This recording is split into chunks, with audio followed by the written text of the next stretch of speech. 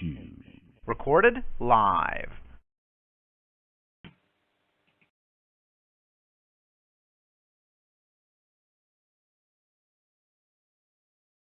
Hello, ladies and gentlemen. This is Rod Class again. Tonight's topic is how the people were tricked into consent. I was asked to give a couple presentations here tonight. One is my concept of an international court, and the other one is on the historical background on how you and I were tricked into consent and how we are being manipulated. In 1798, during the war with France that the United States was having, Congress enacted an act respecting alien enemies. And what this act was to be able to bring charges against anybody that was an enemy of the state. And it was based on disturbance of the peace. There was no other foundation other than public safety on this. And this was the foundation. If you would go into the statutes at large and you would look up the year 1798 and get in and read an act respecting alien enemies, about 3 paragraphs, and read this. It gets in, shows where the courts, federally and civilly, federal and state, has criminal jurisdiction during wartime events.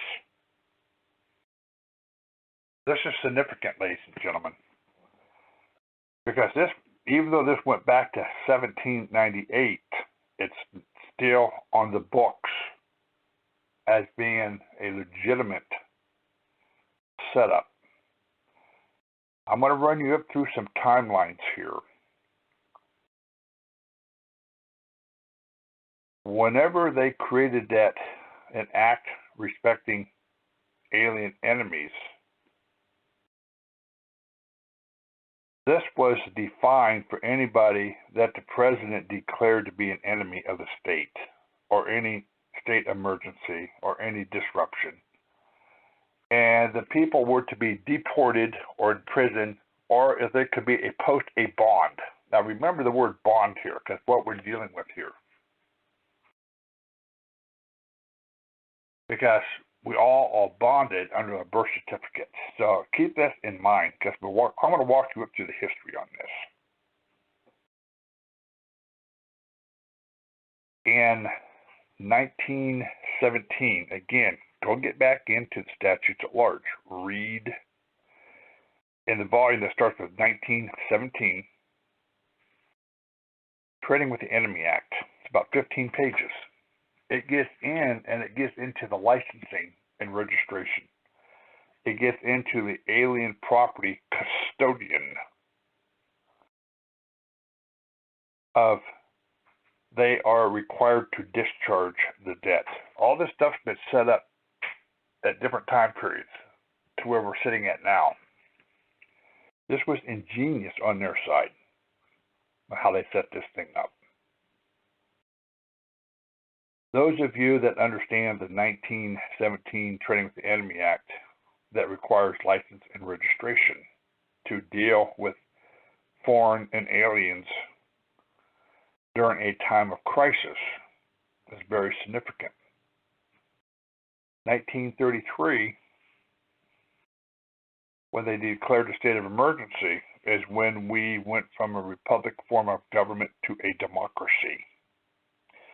And it is when the government declared you and I to be enemies of the state, and they confiscated the gold out of this country because it was impounded by the federal government.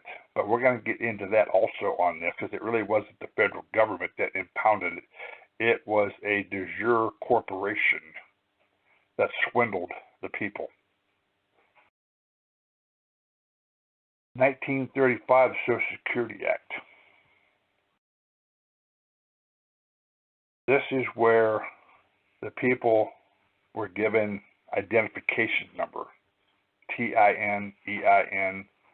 These were our signed numbers to us as we were listed as alien enemies.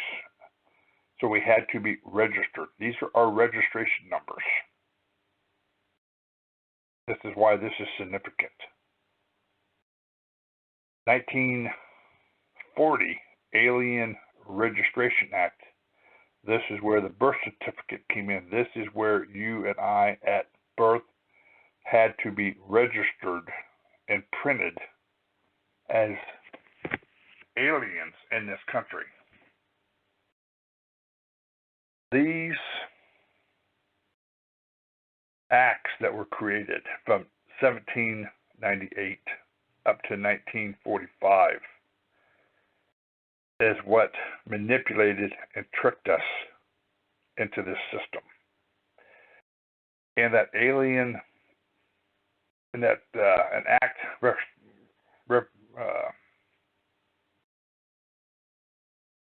respecting alien enemies in that act, 1798, is what gave the court jurisdiction on the criminal side, as well as on the civil side.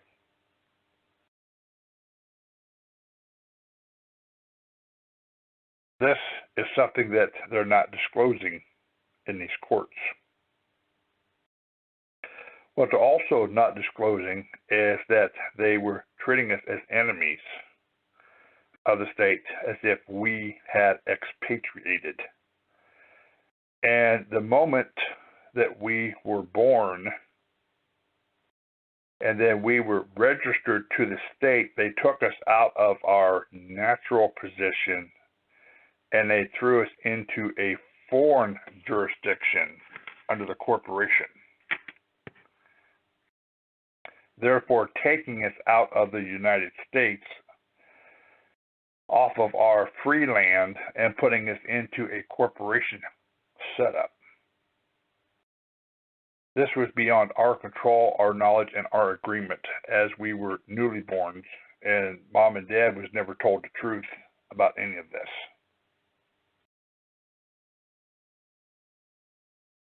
So from 1798, an act respecting alien enemy, 1917, Treading with the Enemy Act, 1933, the Banking Emergency Act, where we were declared enemies of the state, 1935, the Social Security Act, where you and I were given a registration number because we was to be registered, and 1940 Alien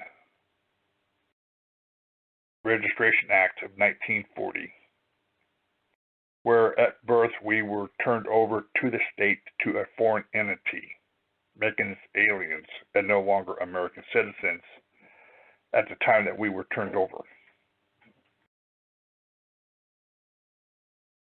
But let's go back to 1867 on the Reconstruction Act. Whenever the federal government came into the South at gunpoint and forced the southern states to relinquish their sovereignty. And then in 1968, the 14th Amendment came in to where all of the states had to relinquish their sovereignty and take on that federal jurisdiction. By them taking over and relinquishing their state jurisdiction and going into that federal jurisdiction was an expatriation of these public offices. This was the first expatriation of those who hold public office from being American nationals. they now created another citizenship of a federal citizenship, towards this was supposed to be state-ran and not federally. When they created the District of Columbia in 1871, they made another changeover where they took the 14th Amendment, sections 2 and 3, which was required to be public offices because all the states had to have a 14th Amendment standing to hold public office, and that's what sections 2 and 3 talk about. Because nobody wants to bring this up. They don't want to talk about section 1, but section 2 and 3 is how the state is to hold their position under federal regulations. So when that 14th Amendment was passed, they walked out of their state to the federal side, and when the District of Columbia was created, they walked out of their government position to a private corporation position, giving up their government and now expatriating themselves out of a lawful government. This is all in the historical records. The next step was the International Organization Immunities Act of 1945, where all of these public offices under the corporation switched over to the international, which is when the New World Order was already set into place in this country and in the world. When they went into the UN, that was the New World Order. So now we no longer have public offices, we've got international. This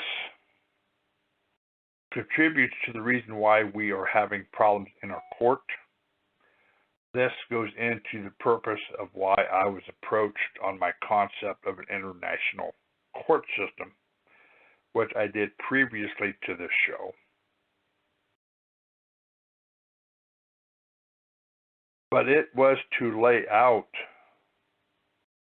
how we went from a common law equity country to a monarch and into what we would call a communistic way of living in this country. What has happened in this country through the Bar Association makes the communists look like Girl Scouts. They have taken this to another level. We have taken this into an anarchy setup in this country. Ladies and gentlemen, the international community is asking for some brief shows that could tie in the historical fact of this country. What I've laid out here in the last 14 minutes, going on 15 minutes, was the short version of how this country went from a common law to anarchy.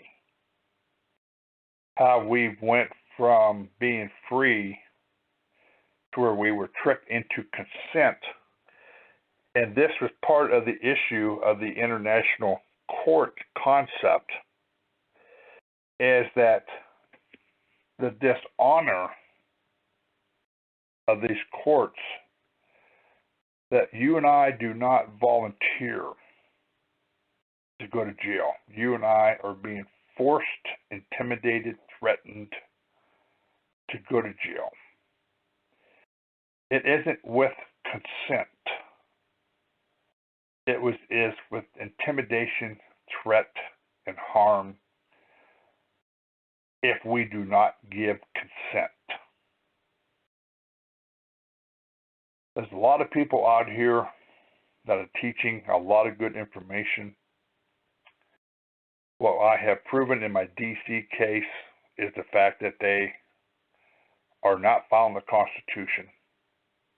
They're not following their own rules of court, which I was told that I had to know, and I brought them up, and they walked right over them.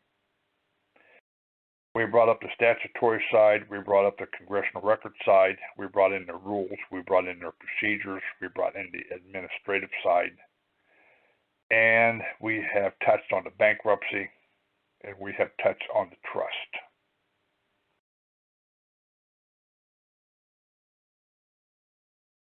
What we have learned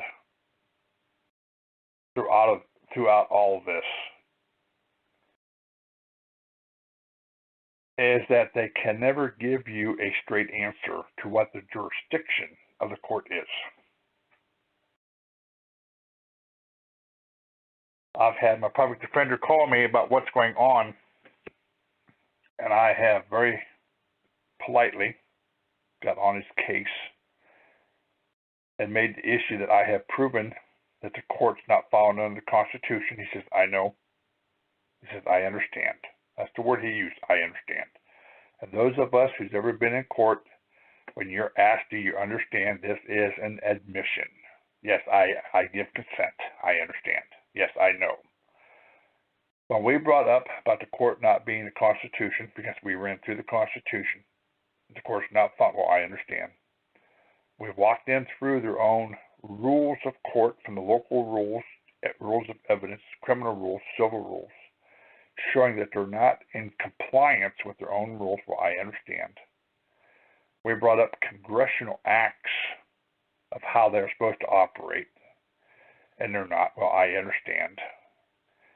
We brought up their own statutory law, because that statutory law is their penalties for their violations. The USC codes are off of the administrative code of the CFR. And those CFRs, ladies and gentlemen, is administrative codes. It's administrative regulations. The USC codes correspond back to them. And this is what some of you people are missing here, is the CFR is administrative. The USC code is part of that administrative. It's just worded a little bit different. It is their regulations. If they violate the trust, if they violate the Constitution, if they violate equity, this is their penalties. These are not ours. These are not something they use on us. This is something that is used on them for their procedural violations. And the issue come up, well, yes, I understand. Well, if you understand all this, then tell me what the hell the jurisdiction of this court is. And it was dead silent. I ran them under the Trading with the Enemy Act. I ran them under Title 50. Well, I understand. Well, this is your concept. No, I can show you in your own books. Well, I understand. This is the only comment that was ever made, is I understand. I understand. Ladies and gentlemen, we are volunteering, not willingly, but it is through intimidation. It is through bodily harm. It is through all kinds of illegal activities that we are walking in and doing what we are doing. It isn't with consent, and it isn't volunteering. We are trying to be honorable on our side of this fence. This international tribunal that they're trying to get up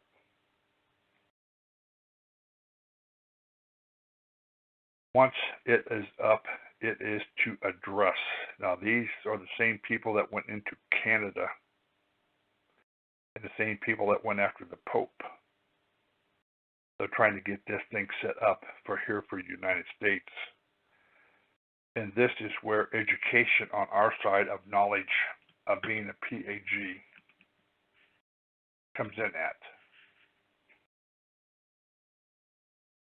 This is where our understanding comes in with what we're doing. This is what they are looking for. They are willing to go with private attorney generals that are knowledgeable and understanding in the law. This is their goal. This is my goal of education on your side. Is we have to show procedural violations, administrative violations, constitutional contempt, rules of canon contempt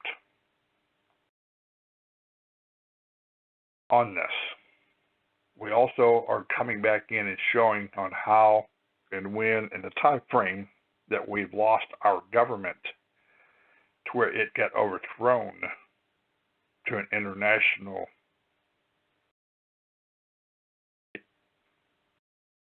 mafia, trying to find the right words here, where this country was overthrown. The historical timeline is significant for what we laid out. If you understand how they did an act respecting alien enemies of 1798, get into the statutes at large, get into the 1917 Trading with the Enemy Act, get into the 1933 Banking Emergency Act, read the 1935 Social Security Act on the number, read the 1940 Alien Registration Act. You put those together and you can see how we were shanghaied and how they stripped us of our American citizenship. If you go back and understand the Reconstruction Act, 14th Amendment of 1868, Reconstruction Act of 1867, go in and understand Act of 1871, which created the DC, which created the corporation, and understand the International Organization of Immunities Act of 1945, how they went under international. If you understand that much, this lays out the entire fraud of how you and I have been tricked into giving consent on what is happening. Ladies and gentlemen, it's going to take resistance on our side of this fence. I'm not saying for anybody to take a beating and get the snot beat out of you. But ladies and gentlemen, being able to walk in and lay out the entire fraud of the system, and they're going to push, and this is one of the things that the International Court is concerned about, is the fact when these people were notified and the information is the fact that they continued their intimidation, they continued their threat and their bodily harm to the American society after they have been notified that they don't have any power and they have been stripped of their power when they walked out of this country, when they took their oath of office because they relinquished their national citizenship.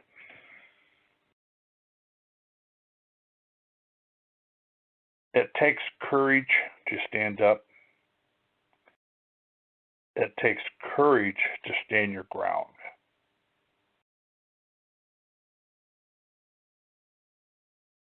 Everybody has a breaking point at some point in time. The question is, how far are you willing to push? How far are you willing to go? You don't know until that day shows up. You can sit back and say what you want here today, but when you actually face that right down, looking down at a gun barrel, things change.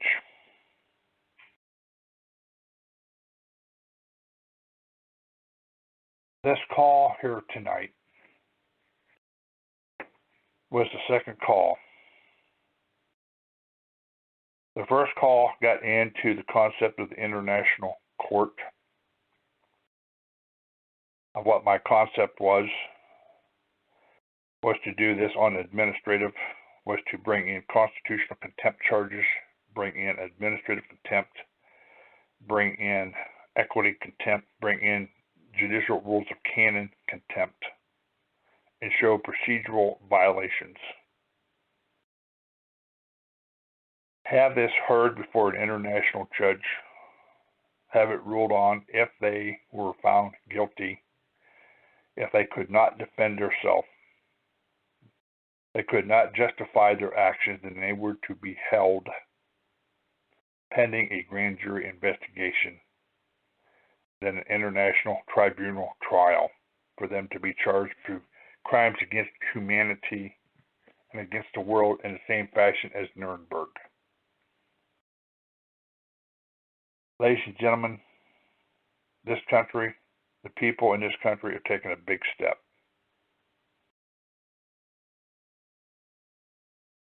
Freedom is not free. Sometimes freedom costs.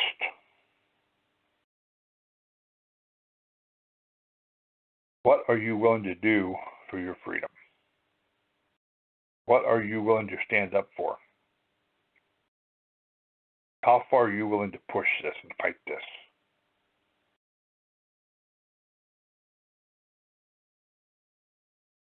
As veterans, we have been lied to about going into foreign countries, about standing up for somebody else's freedom while we're losing ours in our own backyard.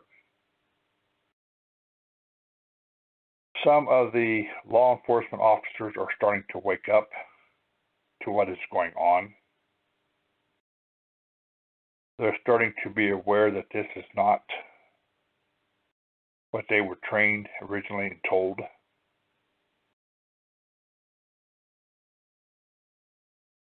There are international lawyers who are starting to ask questions about some of this information, and that's why we did these 2 shows here. I'm going to try to keep them short for them. But go back and listen to both these shows. And ladies and gentlemen, donations is always needed on my side of the fence for what we're doing. I'm involved in some new paperwork. It's taken quite a bit to fund these paperwork for mail-in. Donations need to be sent to P.O. Box 435, High, H-I-G-H, Shoals, S-H-O-A-L-S, High Shoals, North Carolina, 28077. Those of you that send hard drives for information goes to that same address. But ladies and gentlemen, do not put a fictitious address on the outside of your box and another address on the inside. Do not put a fictitious name on the outside. Because I normally look at the address on the outside when I send hard drives back, because I try to make labels and put it right back over that same box to get it back out to you. Now, I've had to eat 10 hard drives because I was given the wrong address. And I've got telephone calls and I've got my butt chewed.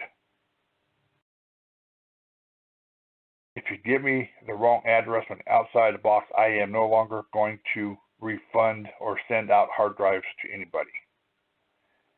If you want the hard drive, then there has to be a significant donation with a proper address and a proper name. I use my real name. I use my real address. I have nothing to hide. And for people to sit down and to use other addresses and other names, ladies and gentlemen, I am not ashamed of who I am, of what I do. I am not ashamed.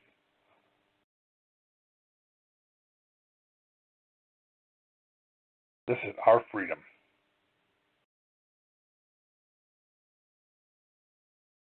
But any and all donations is welcome because, like I said, with what we're doing, this is an expensive run. This is an expensive education. The knowledge that's on this hard drive, ladies and gentlemen, I'm not charging you for the information, but you are sitting on $80,000 to $100,000 worth of information just for a small donation, and then I get my butt chewed because you're putting down the wrong address for it to be sent to.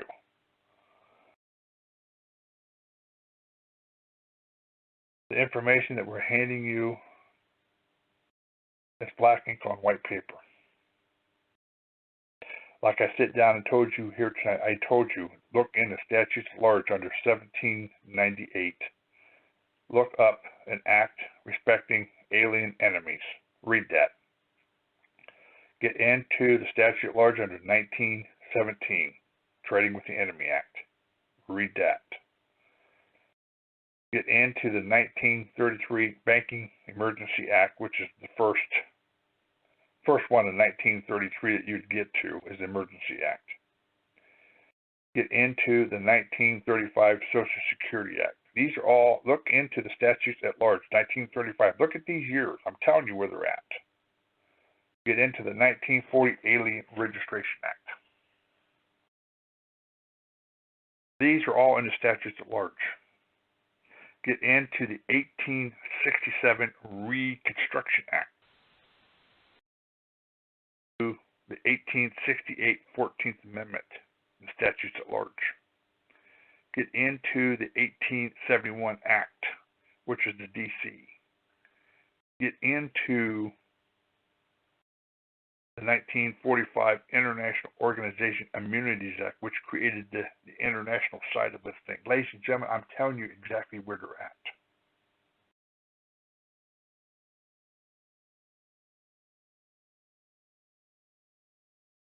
I can't do any more than that.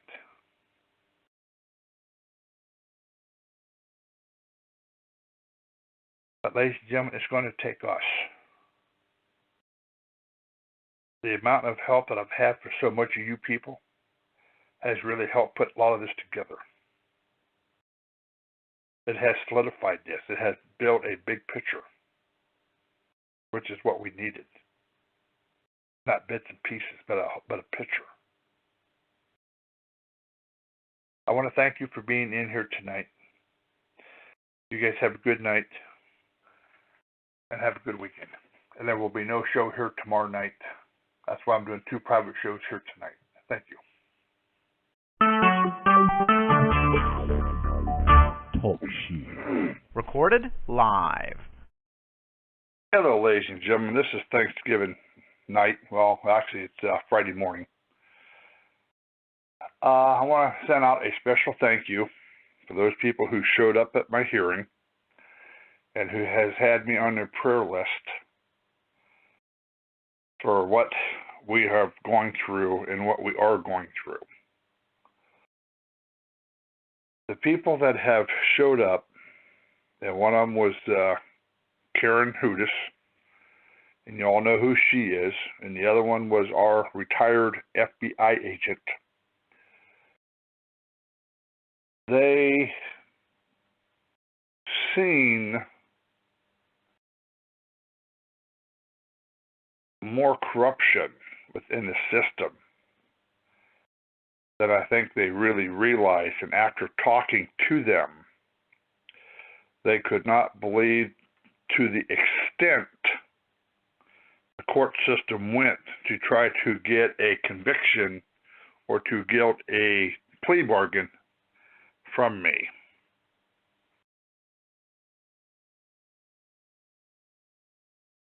their concept of seeing and watching really went beyond the corruption that they've ever imagined. In saying that, with what we have done here on AIB Radio, with what we've been teaching, and what other people are doing out here, ladies and gentlemen, we are discovering that there's more to this than we ever realized. We're going to get into some of the topics of knowing their system, and the problem is, what is their system?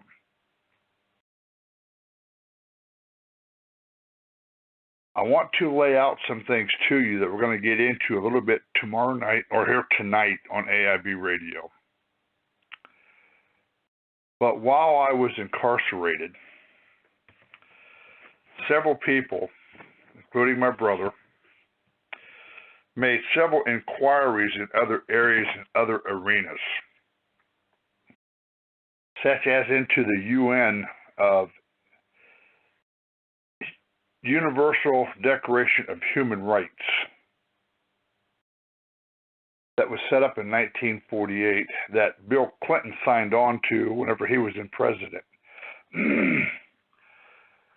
One of the issues that came up while approaching UN officials is that while looking into my case, they came back with the comment that the district court is a foreign jurisdiction and they really did not have jurisdiction over me. They went back and seen what was used as a defense of using their rules, regulations, statutes, and they found that the amount of corruption surprised them that was being pointed out on this.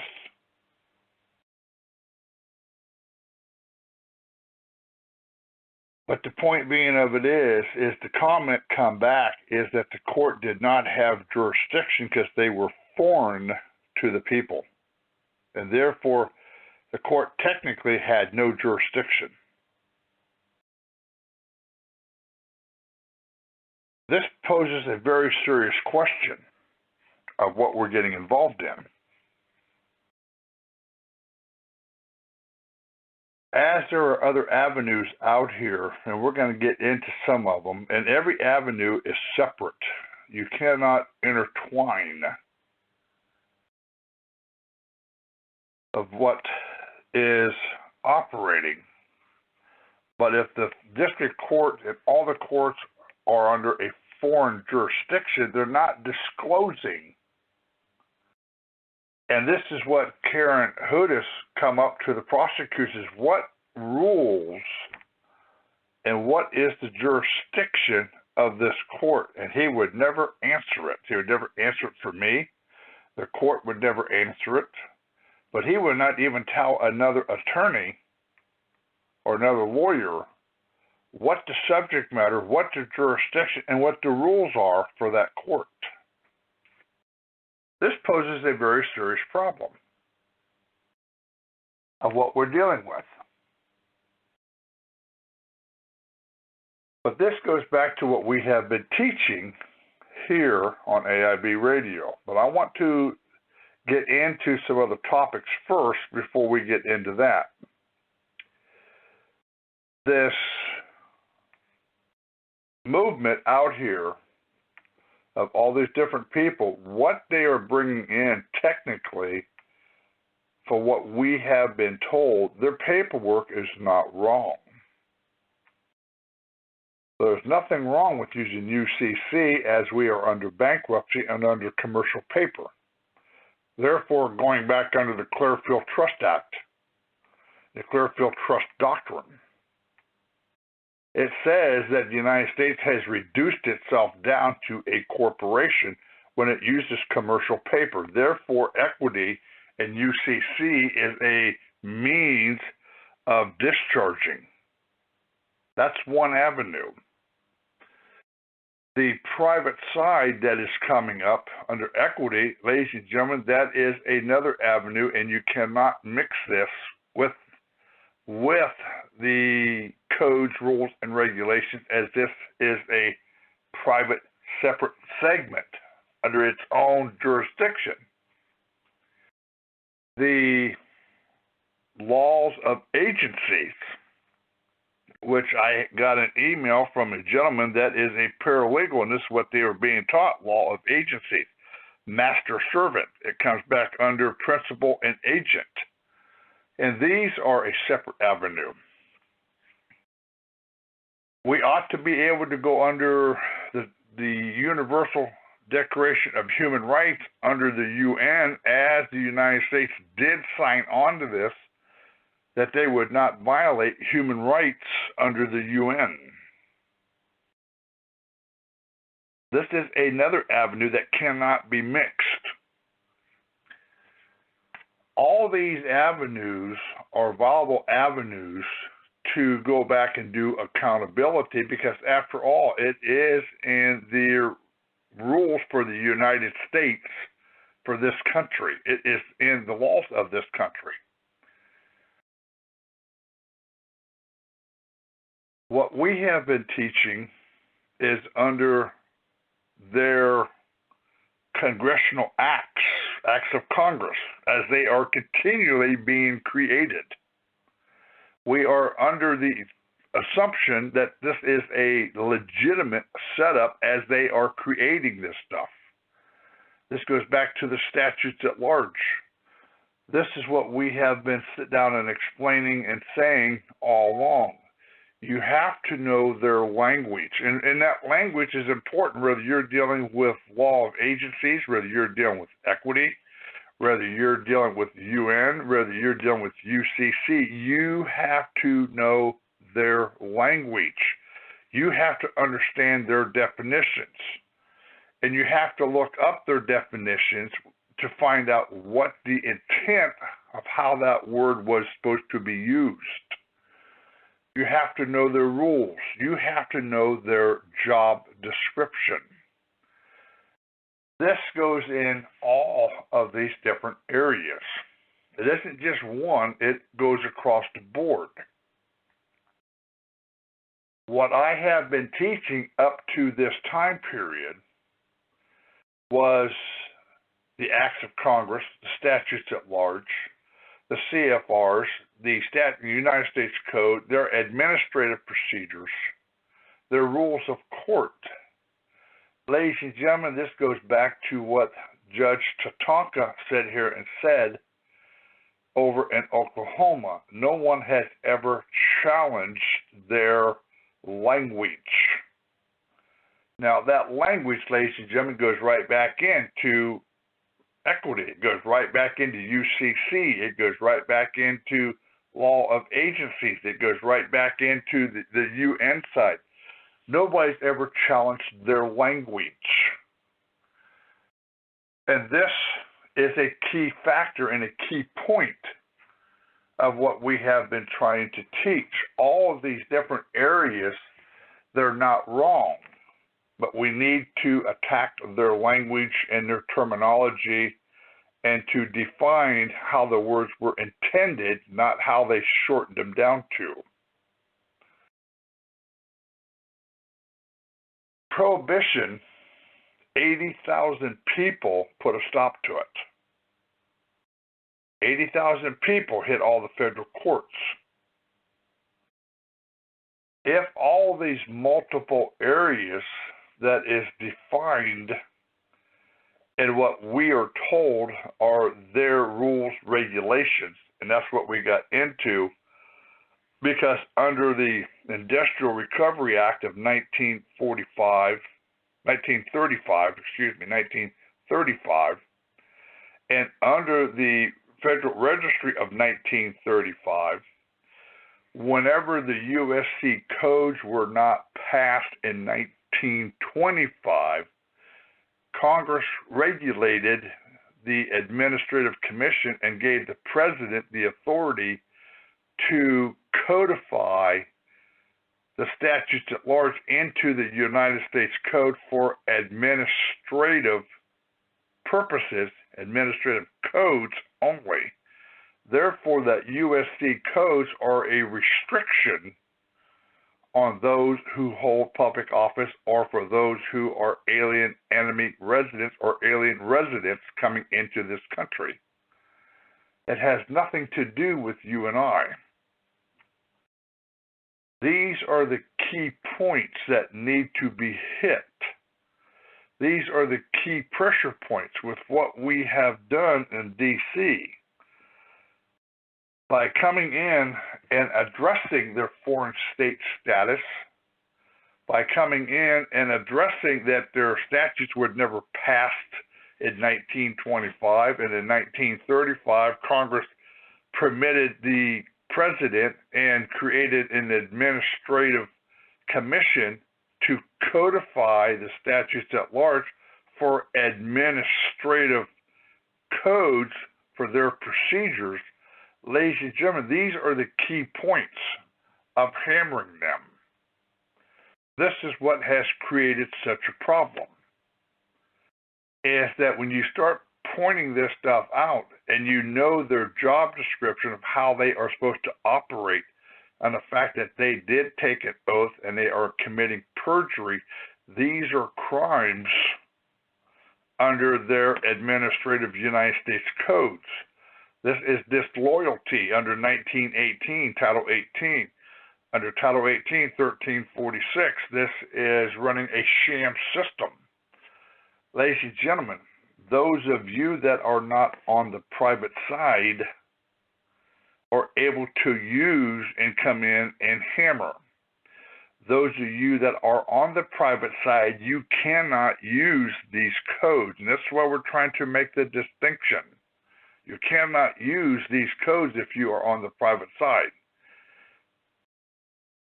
But those who do not have that standing and have not set up that standing, you do have the ability to come in and hammer these people under the other topics that we have talked about. Under the UN, under the law of agencies, under UCC. Ladies and gentlemen, you do have avenues if you will take them. But what we have done in our case is I have pushed as far as I can push at this time. I have taught as far as what I can teach you on how to read their paperwork, how to understand their paperwork, how to come back in and look up their terminologies for their definitions of their words. Just because you see the words as person, as an individual, as a corporation, as an association, you need to go back up and look up that word individual. What does that word individual mean? What does that word corporation mean? What does that word association mean? You have to go back in and find the legislation definition to how these words are to be interpreted. All this stuff is in my paperwork.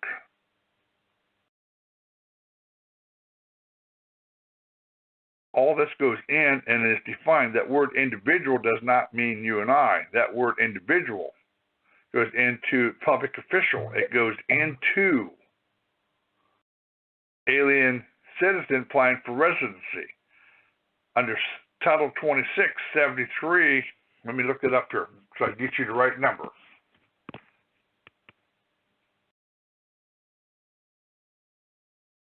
Title 26, USC Code 7343. Okay, under Title 26, for those of you that are not on the private side, Title 26, 7343, which is IRS, definition of the word person. The term person, as used in this chapter, includes an officer or an employee of a corporation, or a member or employee of a partnership, who, as such officer, employee, or a member, is under a duty to perform an act with respect to violation occurs. Again, ladies and gentlemen, that term person, as undefined under the U.S.C. Code Title 26 IRS, includes an officer and employee of a corporation, or a member or an employee of a partnership. How does this apply to John Q. Public? This is what I'm saying. You need to come back in, understand their terminology. You need to understand their language. Ladies and gentlemen, the same thing with equity. You got to come in and look at these words under equity. What do they mean? How are they to be interpreted? The language is very important here with what we're dealing with. This is very significant of what we are dealing with, ladies and gentlemen. This is what we have been trying to teach. This works in all of these different fields. It is not just limited to the private side or what we're talking about. It is significant to all these different sides. That has to be understood. So, ladies and gentlemen, just what we're sitting here saying, understand their system, understand their rules. But if we are dealing with a foreign setup here, this creates a very serious problem for what we're talking about. And this is where you people need to start standing up and start hammering on this system. It is a requirement that you guys hammer on this system. It is a necessity that you hammer on this system, on this. Your rights are at stake here. Your freedom is at stake here. Either we have a legitimate government or we do not have. And if we do not have a legitimate government, which we do not, because they are under UN, they are foreign, then these people have no subject matter. They have no jurisdiction over we the people. And this is something that needs to be addressed. This is something that needs to come from us when we're walking into these courts, whether we're walking in as who we are, using their own rules, regulations, codes, and statutes against them, whether we're using strictly equity against them, whether we are using UCC against them, whether we are using the law of agencies against them, or whether we're coming under the UN, under the Universal Declaration of Human Rights violations against them. Ladies and gentlemen, it is going to take us. It is going to take us to address this. It is going to take us to expose this and to bring this back in order to how they are. This is where tort claims are going to have to be able to come in and be able to bring a tort claim, whether it will be in equity or whether it would be a regular tort claim, whether it is in the International Trade Court, whether it is in the Chancery Court, or whether it is in the Federal Court of Claims.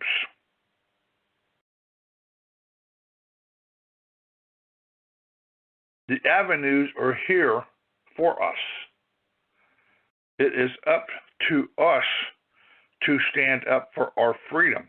It is up to us, what I have taught here on the administrative side. Do not wait for them to come knocking on your door. It is time that we start knocking on theirs, because they are in breach of their fiduciary duty under their oath. This goes back under the impeachment side, that they breached their office. They're failing to uphold their obligation of that office. They're failing to uphold their contract to that office. This is one of the things that we are looking at while we are looking under the law of agencies. Legal obligations are either primary assentment obligations or secondary substitute obligation. The obligation to fulfill a contract or the obligation not to assault another is primary. Ladies and gentlemen, they are under a contract to you and I. They are accepting wages. The Constitution clearly comes back in and shows this. They are in breach of their contract. It takes you and I to come in and to address this. We need to start knocking on their door, and we need to start bringing claims against them for breach. But get into the law of agencies. It is a very interesting book. You can pull it off the internet. These agencies come under the 1933 bankruptcy. They come under the Trading with the Enemy Act of 1917. That's when they were put in place. This is the purpose of the Administrative Procedure Act of 1946, 60 Stat 237. This is accountability time for them. This is where we have taught these tort claims, where you come in to where you approach your agency, you bring in your claim into these agencies. There's one thing that I learned while I was sitting in jail. We got a handbook. It shows you how to file a proper complaint, and it shows you go through what agencies and work your way up to the highest. Ladies and gentlemen, what they're teaching the prisoners how to file a complaint works the same way out here.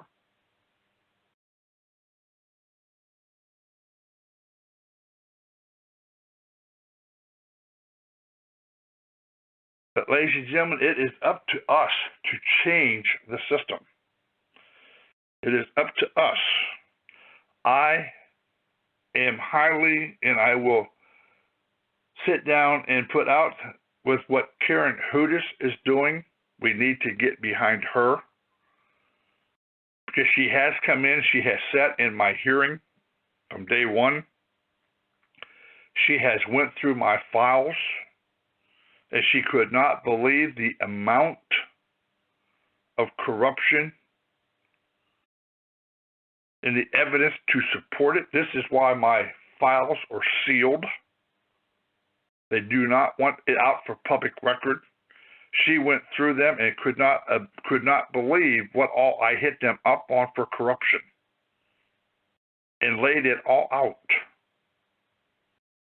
Our retired FBI agent has went through a lot of my documents, and she'll sit here and she has stated that this is RICO beyond RICO.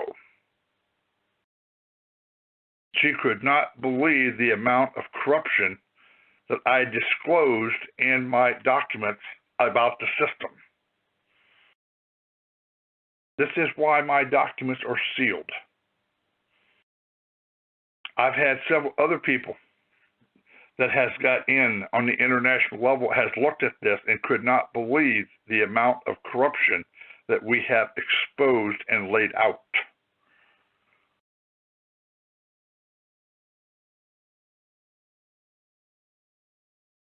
What we have been teaching you is just one partial of this. There are other people teaching other areas. They're not wrong. It's just another piece of the pie. It's another angle of coming in. Ladies and gentlemen, it's going to take we the people to put a stop to this. It's going to take you to stand up. I have ran this as far as I could possibly run it, and going to jail to prove a theory that got proven to be a fact. The fact that I am out is a blessing, and through prayer of the people and through the assistance that I have received from other people on the outside that knew what I did and did their part to assist and help me get out. And to them, I give thanks.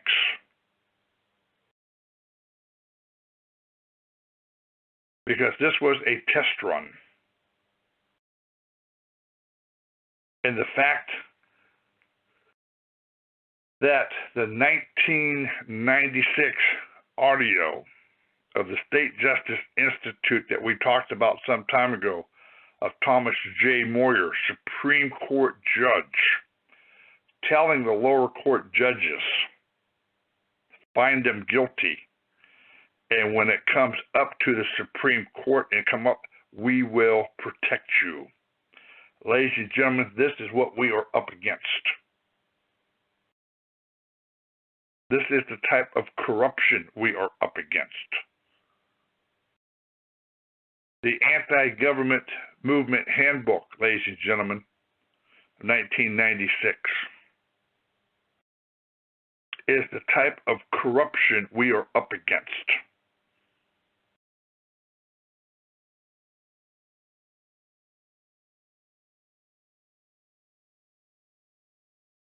Give it some thought of what we're dealing with here, ladies and gentlemen. If things are going to change, you are going to have to change.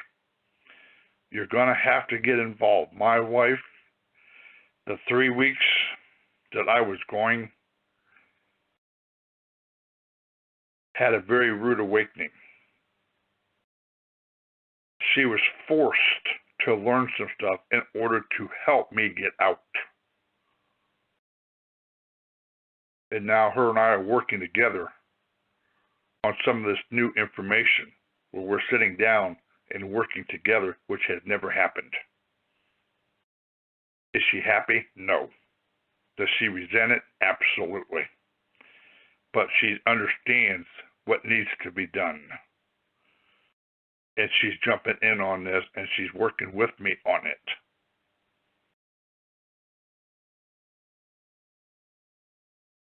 Ladies and gentlemen, anything that we have done on AIB Radio has been given to you freely. Any and all donations, as the information on AIB Radio is affordable to you. All you got to do is get into it. All donations are welcome. Donations are to be sent to P.O. Box. That is P.O. Box 435. It's 2 words, High, H-I-G-H, last word, Shoals, S-H-O-A-L-S, High Shoals, North Carolina, 28077. Donations are always welcome because the information that you're receiving is here for you to use at your convenience. There's never been a price. I have never charged for this stuff. I have given it out freely because, like I've told you, veterans have paid for this. Arlington Cemetery is full of veterans.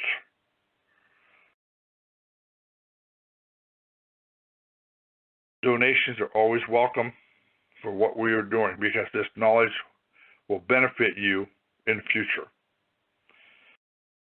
And we'll talk to you later. Thank you.